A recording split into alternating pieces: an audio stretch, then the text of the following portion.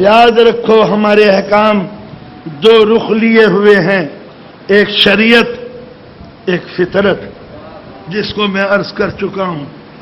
کوئی شریعت کا باغی ہوتا ہے ممکن ہے وہ معاف ہو جائے، شریعت اپنے مجرم کو معاف کر سکتی ہے، فطرت اپنے مجرم کو معاف نہیں کر سکتی۔ شرابی بخشا جائے اللہ کو اختیار ہے، مگر شرابی کے گردے خراب نہ ہو، نشہ نہ ہو، یہ کیسے ممکن ہے؟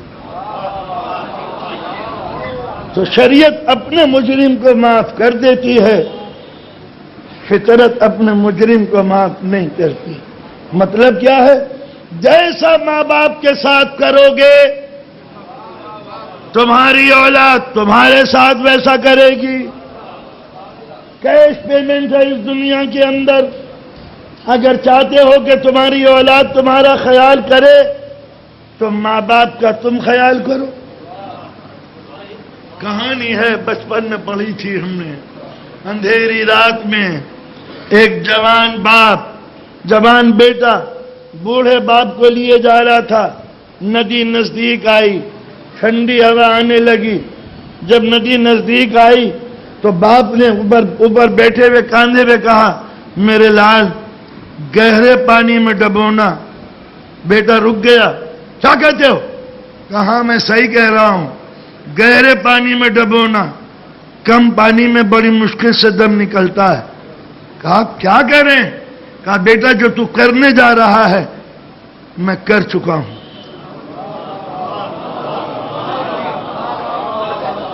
میں نے اپنے باپ کو ڈبویا تھا تو آج یہ توقع ہے کہ تو بھی مجھے ڈبو دے، مگر گہرے پانی میں۔ بیٹا چند قدم چلا، رکا، ٹھہرا، پلٹا۔ بیٹا پلٹ کیوں رہے ہو؟ کہا میں تاریخ دہرانا نہیں چاہتا، میں بھی بیٹے کو پال رہا ہوں۔ تو آپ نے اندازہ لگایا کہ اس دنیا میں جیسا انسان کرتا ہے یہ عمل مکافات ہے، یہ جرموں کی سزا ہے کہ تم نے بھی کسی کے گھر اجاڑے تھے، آج تمہارے بھی گھر اجڑے ہیں۔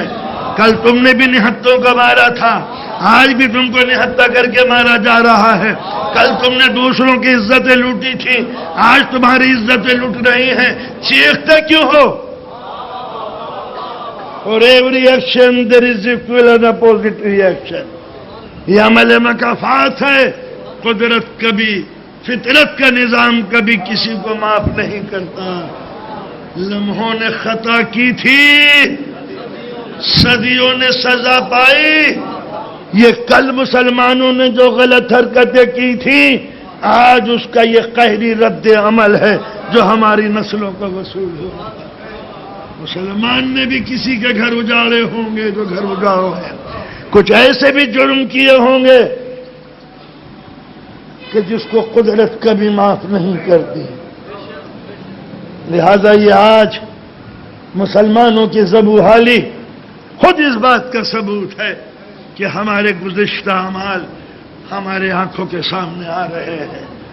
یہ وقت کی عجیب و غریب پکار ہے جو کبھی ختم نہیں کر سکتی۔ اور اب سمجھ میں آتا ہے ثانیہ زہرا کا وہ جملہ، اے کوفیو تم روتے رہو گے، تم نے جرم ہی ایسا کیا ہے کہ تمہاری خطائیں کبھی معاف نہیں ہو سکتی۔ محسوس کیا؟ یہ تھا وہ ظلم و ستم کا قہری رد عمل جو کربلا نے دنیا کے سامنے تصویر پیش کی۔ یہ تمہاری بدعملی، اس کا نتیجہ یہ ہوا کہ وہ کوفہ و مکہ، وہ مدینے کی دنیا جو یزید کے ہاتھوں پر بیعت کر کے اتلا رہی تھی، کربلا کے بعد مدینے والوں نے توڑ دی یزید کی بیعت، مکے والوں نے انکار کر دیا بنی امیہ سے۔ کربلا کے بعد وہ تیز آندھیاں چلی تو جس کا نتیجہ بنی امیہ کا ظلم و ستم ہوا۔ کربلا کے بعد جب مکے اور مدینے والوں نے یزید کی بیعت توڑ دی اور انکار کر دیا تو پھر یزید کا جلال بسر بن ارتاد کی شکل میں نمودار ہوا۔ حسین بن نمیر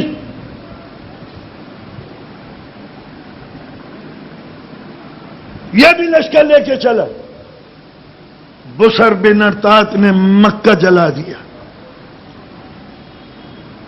یہ خوریزی کی ہے خانہ کعبہ میں یزید کے لشکر نے کہ مہینوں تک سین خانہ کعبہ میں لاشیں سوتی رہیں۔ حسین بن نمیر نے مدینہ لوٹ لیا، مردوں کو قتل کیا، 10,000 صحابہ کرام کی اولاد قتل کر دی یزید کے اس جنرل نے حسین بن نمیر۔ 30,000 عورتوں کی بے عزتی کی گئی، 30,000 صحابہ کرام کی اولاد ماری گئی، 10,000 لڑکیوں کی بے عزتی کی گئی۔ یہ لڑکیاں باہر کی نہیں تھیں، صحابہ کرام کی بیٹیاں تھیں۔ 1,000 ناجائز بچے پیدا ہوئے مدینے میں۔ مسجد نبوی میں یزید کے لشکر نے اپنے گھوڑے باندھے، لیٹ کے غلاظتوں کے انبار مسجد رسول میں لگ گئے، چن چن کے بنی امیہ کو قتل کیا گیا۔ اندازہ لگا، چن چن کے ایک ایک آدمی کو مدینے کے اندر قتل کیا گیا لشکر یزید کا۔ یہ انتقام تھا بنی امیہ کو قتل کرنے کا۔ مدینے کی وہ بے عزتی، وہ بے رسوائی، یزید کو 3 سال ملے حکومت کرنے کے لیے۔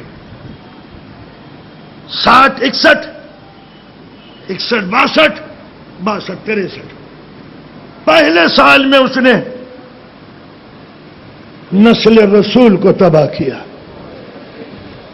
اگلے سال اس نے مدینے کو تاراج کیا، اس کے بعد اس نے خانہ کعبہ میں غلاف کعبہ جلا دیا۔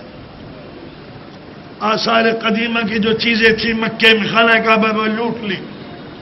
3 سال یزید کو ملے ظلم ڈھانے کے۔ اب آپ دیکھیے آج بھی یزید کے ہم نوا اس کے اس جرم پر پردہ ڈالنے کے لیے کس قدر کوشاں ہے۔ یہ ہے باطل کی حمایت کا جذبہ۔ یہ تھا تو حاکم چاہے کچھ بھی کیا۔ یہ عقیدہ مسلمانوں کا بن گیا کہ حاکم سے باز پرس نہیں کی جا سکتی۔ حاکم ذل الہی، حاکم امیر المومنین، چاہے جمے یا بھاگ جائے۔ آپ نے ملاحظہ فرمایا، یہ ہے دنیا کی فکر، یہ ہے دنیا کے زمانے کا انداز۔ مدینہ لٹ گیا، کسی کو غیرت نہیں آئی۔ مدینہ تاراج ہو گیا، کسی میں حرارت نہیں آئی۔ نبی کا گھرانہ تباہ و برباد ہو گیا، کسی کو خیال نہیں آیا۔ جس وقت حسین بن نمیر تاراج کر رہا تھا مدینے کو، ظلم کے مکافات کا نتیجہ سامنے آ گیا۔ خبر ملی کہ یزید فی النار ہو گیا۔ یزید کے مرنے کی خبر سن کے حسین بن نمیر، بسر بن ارتاد یہ وہاں سے دوڑے چلے۔ حسین بن نمیر راستہ بھول گئے، لشکر بچھڑ گیا، پیاس سے مرنے لگے، حالت خراب ہو گئی۔ ایک جگہ حسین بن نمیر کا گھوڑا تشنہ لبی کے بل، منہ کے بل گرا، گر کے مر گیا۔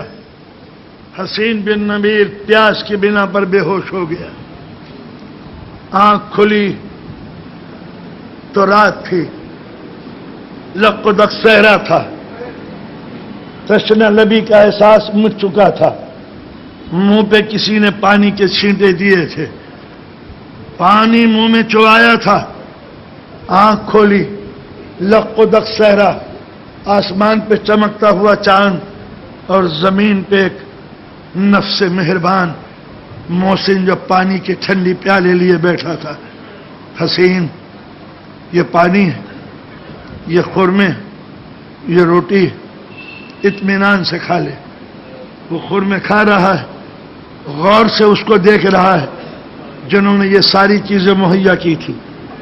یہ خیمہ تیری آسائش کے لیے، یہ گھوڑا تیری خدمت کے لیے، یہ رقم تیرے زاد راہ کے لیے. کون ہے آپ؟ کون ہے؟ اس لق و دق صحرا میں مجھے بچا لیا آپ نے. کون؟ کہا حسین یہ نہ پوچھ کے کون ہے، کسی اور چیز کی ضرورت ہو تو بتا،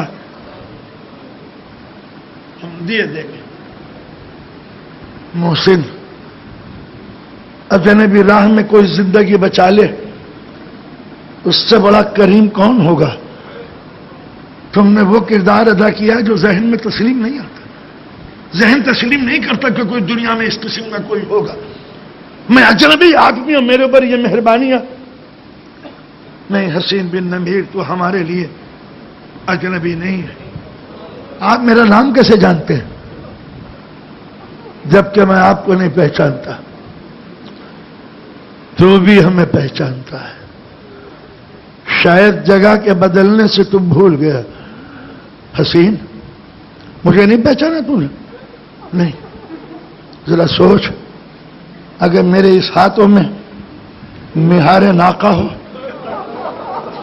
ناقے پہ میری ماں بہن اور پھپھیوں کے کھلے ہوئے سر ہوں، رسن بستہ میرا خاندان ہو، میرے ہاتھوں میں زنجیر، گلے میں توق، پیروں میں بیڑیاں. حسین بن نمیر تو نے پہچانا؟ کون؟ علی بن الحسین،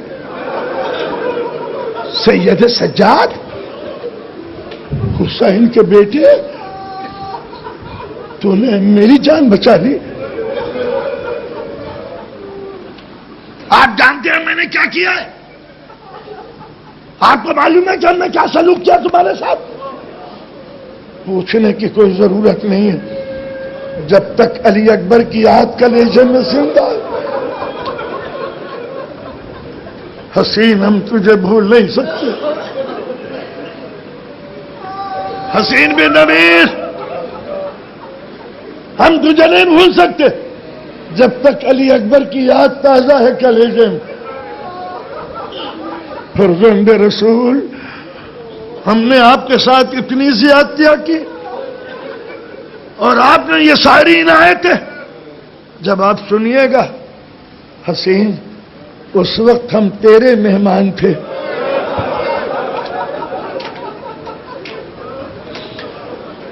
اس وقت تو ہمارا مہمان.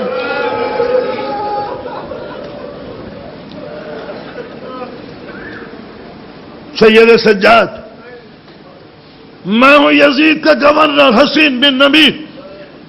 یزید مر چکا، اس کا پورا لشکر میرے ساتھ ہے. آپ ہاتھ بڑھائیے، میں بیعت کرتا ہوں.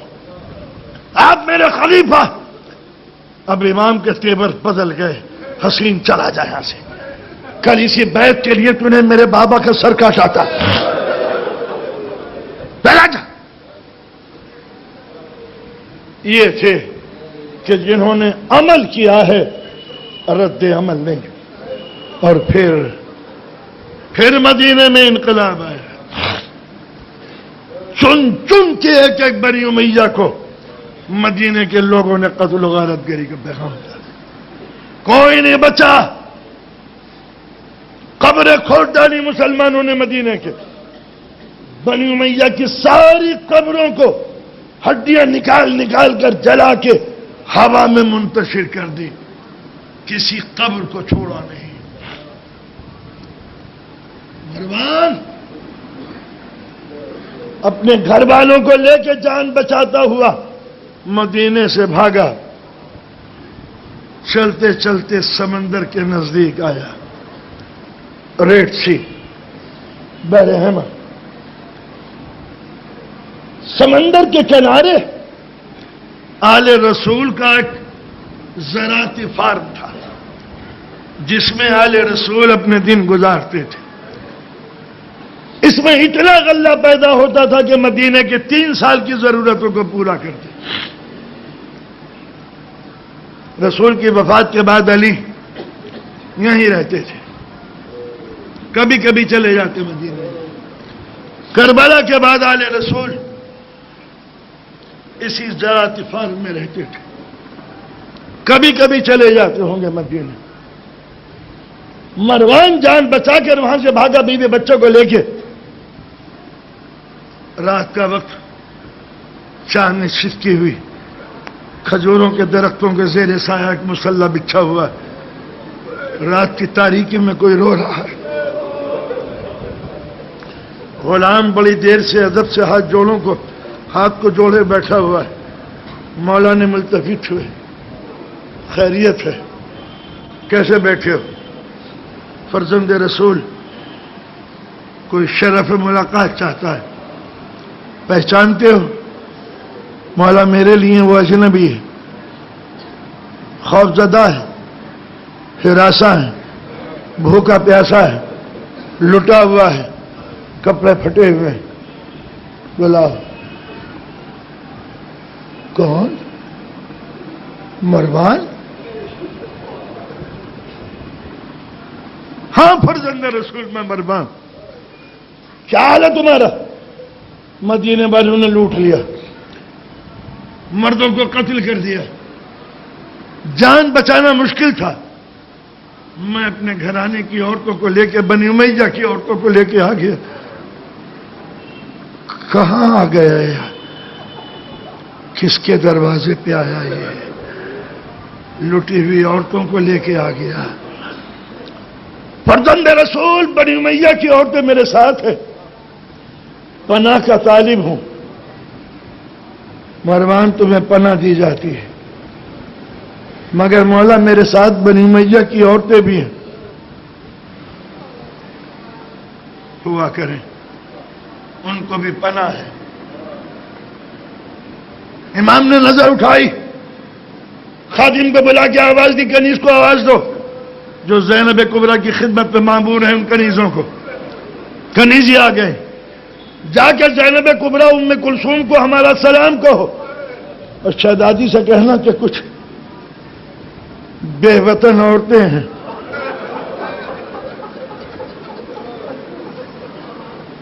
ان کے ساتھ حسن سلوک برتا جائے. جب یہ جملے کہے تو ایک مرتبہ مروان چونکا. مولا کیا زینب کبریٰ کے سامنے یہ عورتیں جائیں گی؟ مگر مولا ان عورتوں میں عائشہ بنت عثمان بھی ہے. کوئی فرق نہیں پڑتا. الگ سے یہ نام جانتے ہیں امام نے کیوں لیا؟ مروان نے کیوں لیا الگ سے نام؟ کہ اس میں عائشہ بنت عثمان ہے. کربلا کی جب خبر سنی مدینے والوں نے تو بنی امیہ کی عورتیں ناچتی گاتی ہوئی مدینے میں نکل آئیں. جو عورت سب سے آگے آگے کربلا کی مصیبتوں کا مذاق اڑا رہی تھی وہ یہی عورت تھی. یہ جواب ہے کہ ہمارے بزرگ پیاسے تھے. کربلا جواب ہے ہمارے بزرگ مظلوم تھے. کربلا جواب ہے ہمارے بزرگ کو محصور کیا گیا تھا. فرزند رسول اس میں عائشہ بنت عثمان ہے. ہوا کرے زینب کبریٰ کی خدمت میں بھیج دو. جیسے ہی بنی امیہ کی یہ لٹی کھستی عورتیں آئی ہیں اور زینب کی نظر پڑی، زینب چیخ پڑی، ارے کیا تمہارے ساتھ مسلمانوں نے زیادتی کی ہے؟ تمہارے سروں پہ کوئی ردا نہیں ہے؟ تمہارے زیورات کس نے اتار لیے؟ اے ام کلثوم، بنی ہاشم کی بیٹیوں سے کہہ دو اپنے اپنے زیورات اتار کر ان عورتوں کو پہنا دے، اس لیے کہ ظالموں نے ان کے زیورات چھین لیے. اے زینب،